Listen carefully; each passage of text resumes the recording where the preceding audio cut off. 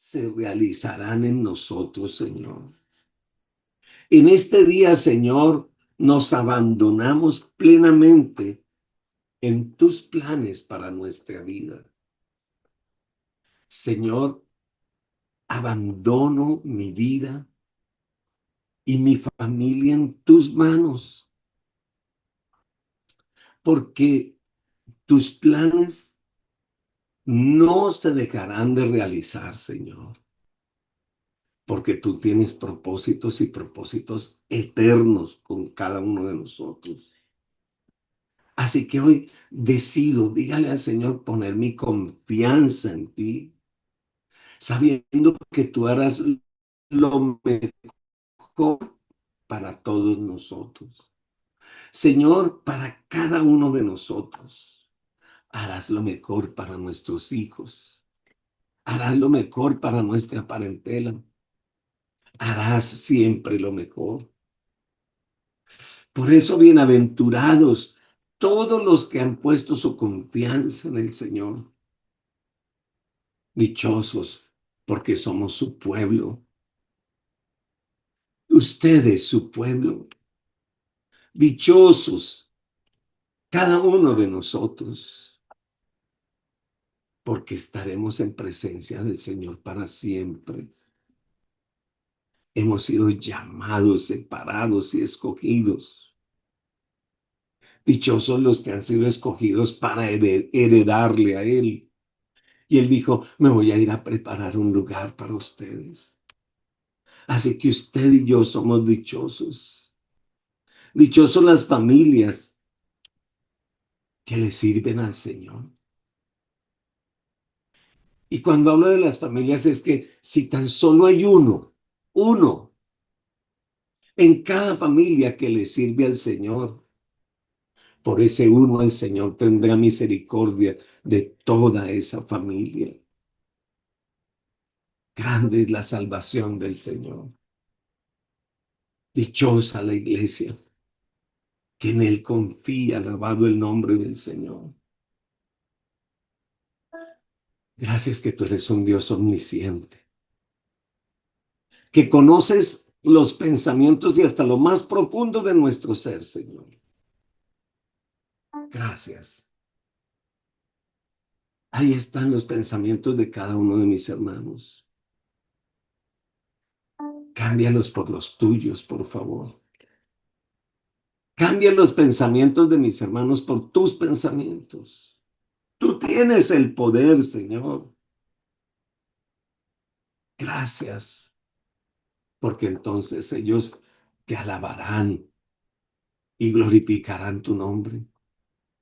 Así como has estado haciendo cosas tan lindas en muchos, yo bendigo su vida y yo proclamo en el nombre del Señor que los planes de Dios contigo se realizarán y serás enamorado, transformado por el poder de Dios. Tu vida nunca, nunca será la misma después de empezar a buscar a Dios, permanecer en su búsqueda y permitir la llenura del Espíritu Santo.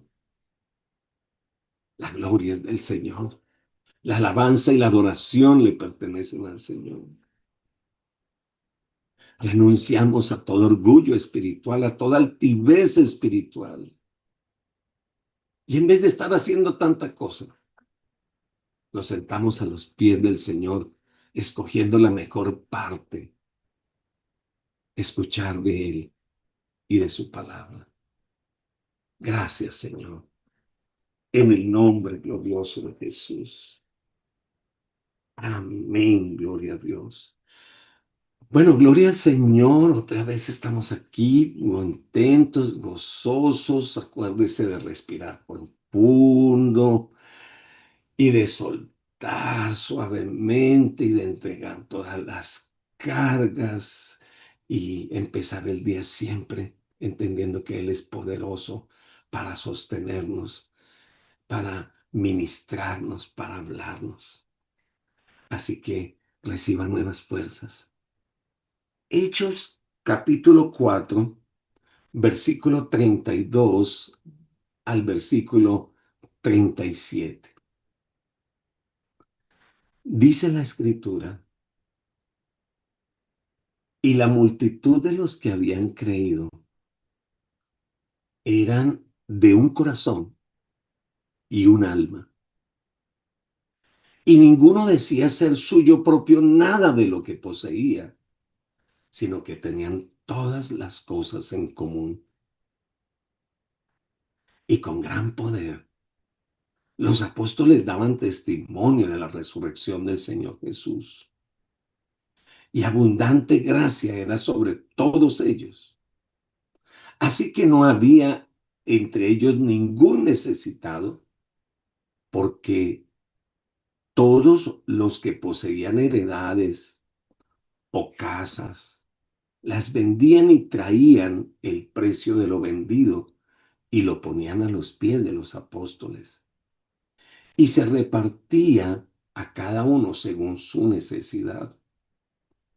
Entonces José, a quien los apóstoles pusieron por sobrenombre Bernabé, que traducido es hijo de consolación, levita, natural de Chipre, como tenía una heredad, la vendió y la trajo el precio y la puso a los pies de los apóstoles. Los creyentes habían orado y el Espíritu de Dios los había llenado y les había dado un nuevo poder. Poder para ser testigos, poder para anunciar las buenas nuevas de salvación y de reconciliación, pero poder para empezar lo que llamamos hoy en día la iglesia de Cristo. La iglesia que empezó dependiendo de la oración, una oración de fe, bendecida por el Espíritu Santo, una iglesia que andaba junta, unánime, en un mismo espíritu, con un mismo corazón. Pero ¿quién produce esa unidad? El Espíritu Santo. Él es el que produce la unidad. Eh, bueno, entonces podríamos hacernos una pregunta aquí, o tal vez un pequeño examen. ¿Cómo podemos saber si una iglesia realmente está llena del Espíritu Santo? ¿Cómo sabemos si una persona está llena del Espíritu Santo? Al analizar este registro de la primera llenura del Espíritu Santo, vamos a notar por lo menos tres características destacadas de una iglesia, de una persona llena del Espíritu Santo. La primera cosa que descubrimos, perdón, es que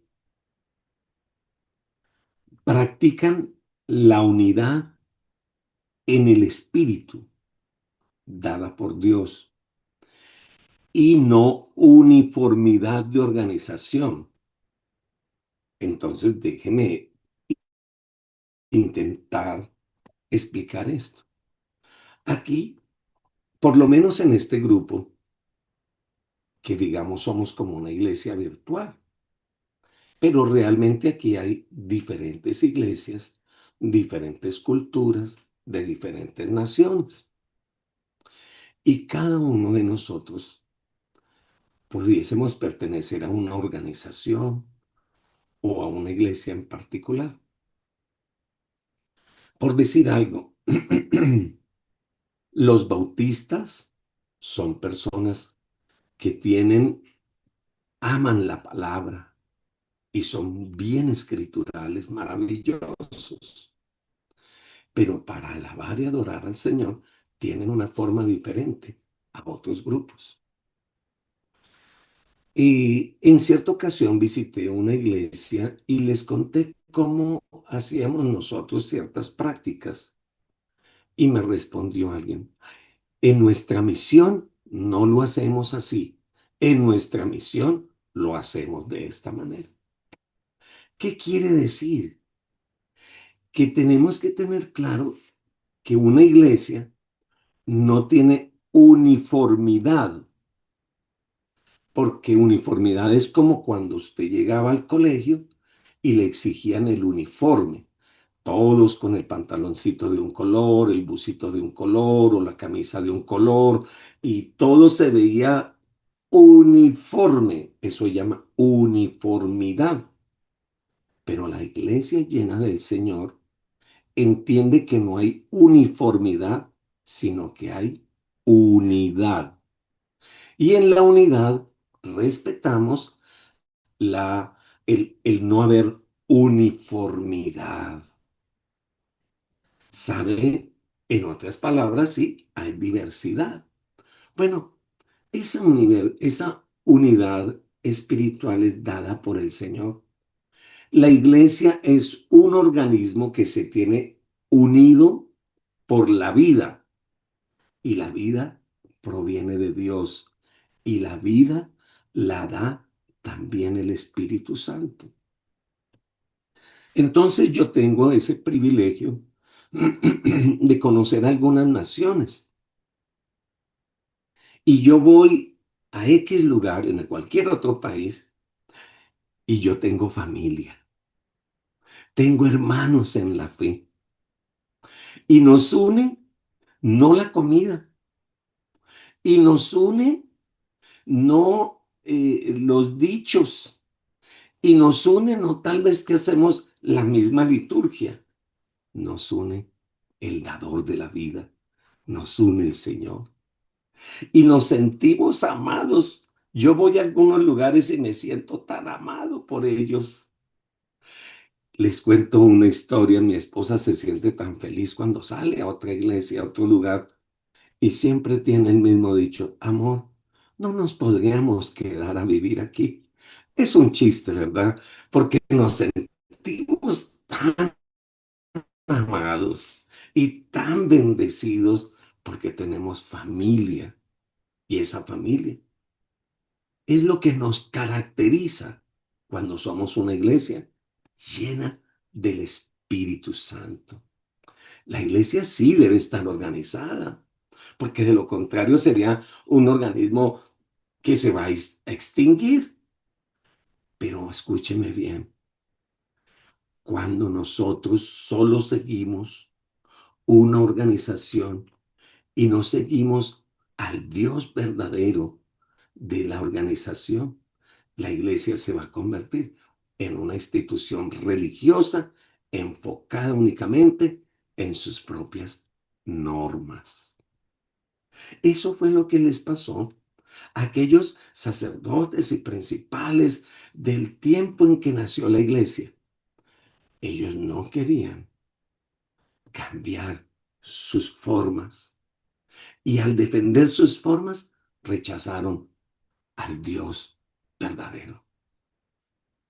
Cuando el Espíritu Santo obra en la vida de una iglesia, de un pueblo, ese se encuentra unido, alabado el nombre del Señor, en Él, en el compañerismo, en las donaciones, en las ofrendas, en la adoración.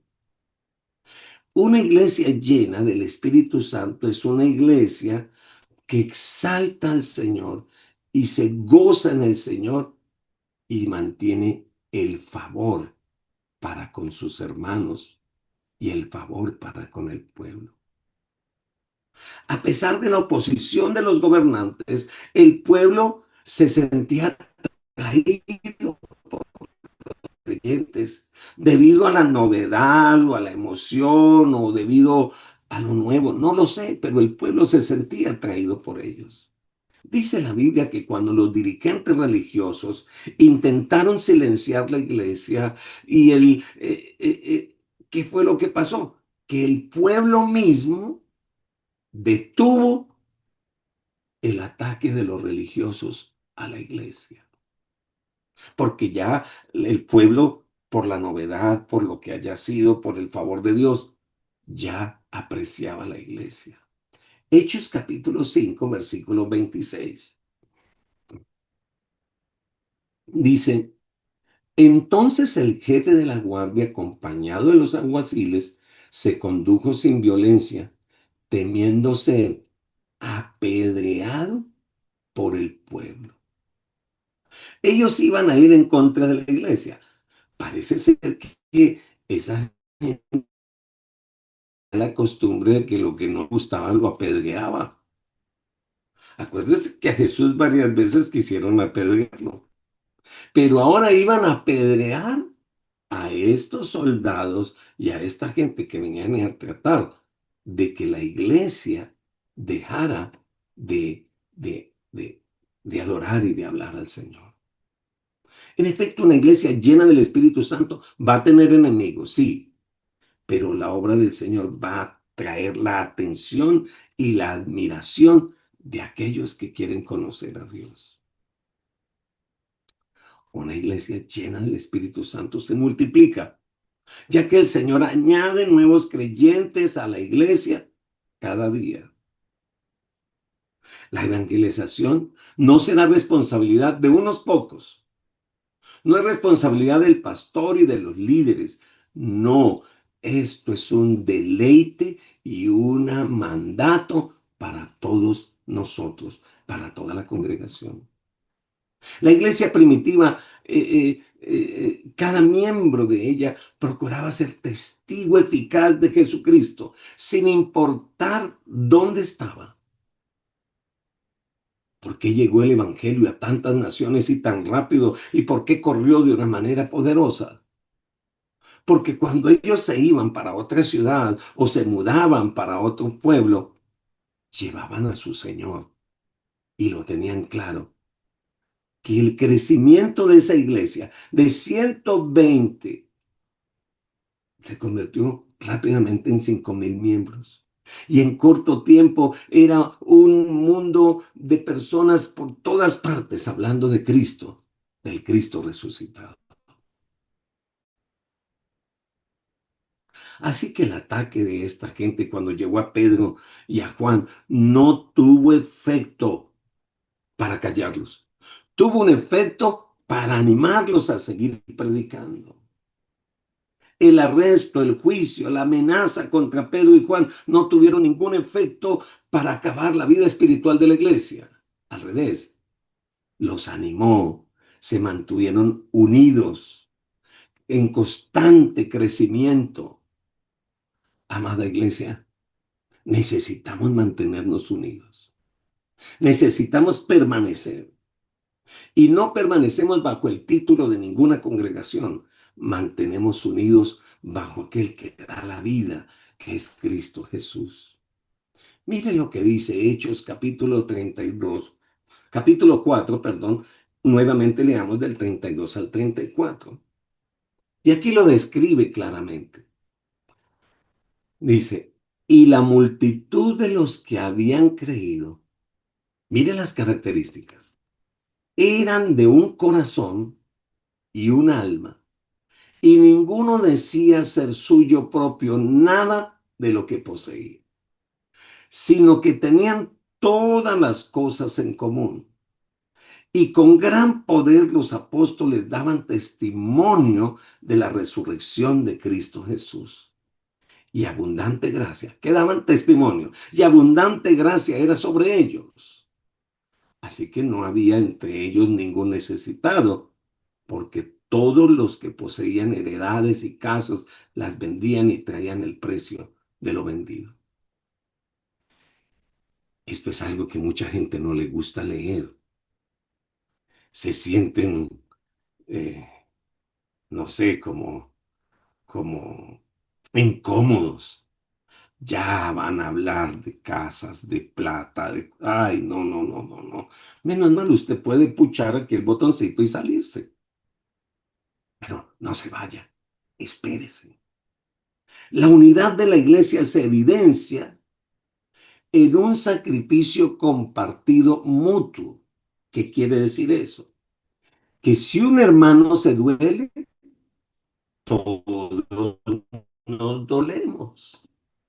Que si un hermano se alegra, todos nos alegramos. ¿Por qué? porque ya nada es de nosotros, todo le pertenece al Señor. Cuando el Espíritu Santo obra, el dar se convierte en una bendición y no en una carga. Así que es importante destacar que pareciera como una doctrina comunista, pero no, esto no es comunismo como el que usted entiende, es totalmente diferente, esto no es político. Las acciones de los creyentes, voy a subrayar esta palabra, desde esa época hasta el día de hoy, son puramente voluntarias. No era una imposición. Es que llegó la iglesia a ser una familia tan maravillosa que se amaban verdaderamente en el amor del Señor. Entonces todos querían ver bien a todos. Ellos veían a un hermano en dificultad y decían, no, pero ¿cómo es que yo tengo tanto y mi hermano no tiene? No, tenemos que ayudarlo. Hasta el día de hoy. Yo no sé, tal vez usted lo puede conocer, yo no. Yo no conozco un judío pobre. ¿Y sabe por qué no conozco un judío pobre? Porque ellos practican esto hasta el día de hoy. Ellos se ayudan mutuamente, porque ¿sabe qué dicen ellos? Un judío pobre habla mal de todos los judíos. Si mi amigo está bien, eso habla bien de todos. Eso era un mismo espíritu, un mismo corazón, una misma mente. Alabado el nombre.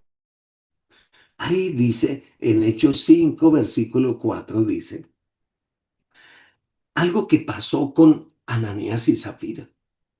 Vendieron una propiedad y se quedaron con una parte de la propiedad. Y mintieron al Espíritu Santo. Pero mire por qué les digo que es voluntario todo siempre. Mire, entonces el apóstol le habla y le dice, mira, si tú te quedas con esa propiedad, no se te quedaba en ti y vendida no estaba en tu poder. ¿Por qué pusiste esto en tu corazón? No has mentido a los hombres, sino a Dios. En otras palabras, si no lo querías hacer, no debiste de haberlo hecho. Nadie te está obligando. Lo que tú le des al Señor debe ser de manera voluntaria. Ayudar a tu hermano debe ser de manera voluntaria. Bendecir al necesitado. Así que por eso te dije, no te vayas. Nada es obligatorio, es voluntario. ¿Esto sabe qué es? Es una señal de la llenura del Espíritu Santo. Estaban motivados por algo maravilloso que era el amor. Sin duda, muchos de los nuevos creyentes se encontraban allí en Jerusalén como visitantes. Habían venido de otros lugares. Las fiestas eh, eh, eran tan lindas y algunos buscaban sus amigos para que les ayudaran a suplir sus necesidades. Tal vez algunos necesitaban comida, otros necesitaban dormida, otros en el viaje tal vez se insolaron, pero entonces ellos abrieron sus casas y los recibían y les daban de beber y les daban comida. Nadie tenía nada como suyo propio.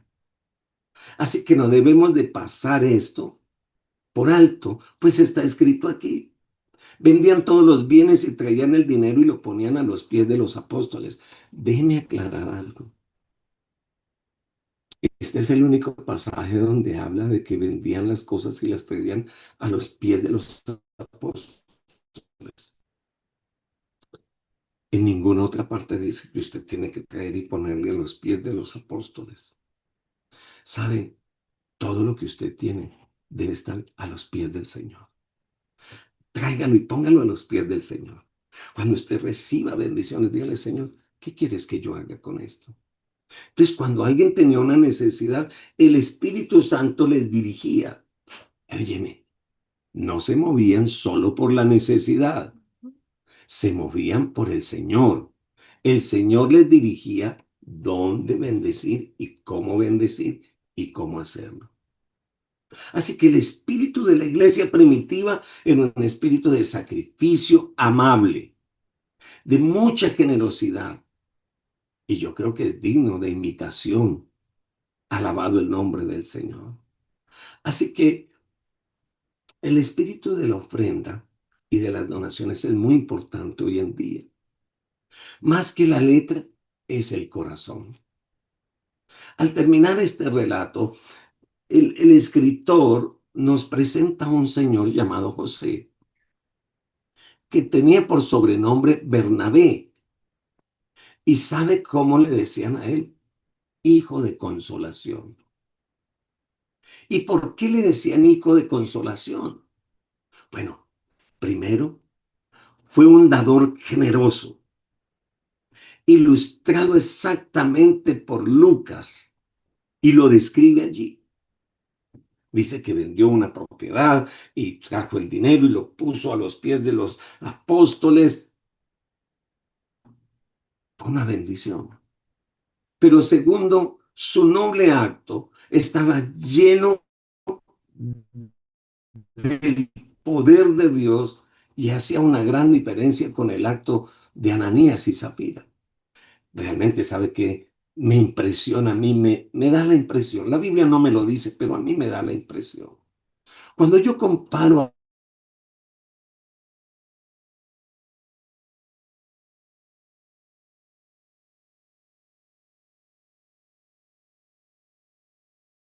Ananías y Zafira, también vendieron la propiedad. Pero después de que la vendieron, dijeron, es como muy grande esa ofrenda para llevarla. Demos una ofrenda más chiquitita. ¿Sabe? Probablemente Ananías y Zafira lo que estaban haciendo era por envidia, por competencia, por congraciarse, por recibir las alabanzas del pueblo. Es por eso que es tan importante que todo lo que hagamos, miremos y pidamos al Señor que examine nuestro corazón. ¿Cuál es la motivación de mi corazón? ¿Por qué estoy haciendo? Inclusive para dar. Bernabé tenía un ministerio importante en la iglesia y es por eso que se menciona. Bernabé se menciona 24 veces en el libro de los Hechos y en otras ocasiones 5 veces en las otras epístolas. Es Bernabé quien animó a Pablo en sus inicios, el que brindó a su primo Juan Marcos el apoyo cuando tuvo ese fracaso. Aquí aclaro algo, si bien los levitas no se les permitía poseer tierras, parece ser que Bernabé tenía una tierra, no en esos predios, sino allá en Chipre. Y por eso aparece Bernabé con un predio, pero lo vendió y lo entregó todo. ¿Sabe? Existe gran desconocimiento en torno a Bernabé. Lo único que sabemos en la palabra del Señor, que fue un hombre lleno del Espíritu y que se propuso bendecir la iglesia con su generosidad y entregar todo, al punto que su nombre está escrito en la palabra de Dios en muchas ocasiones.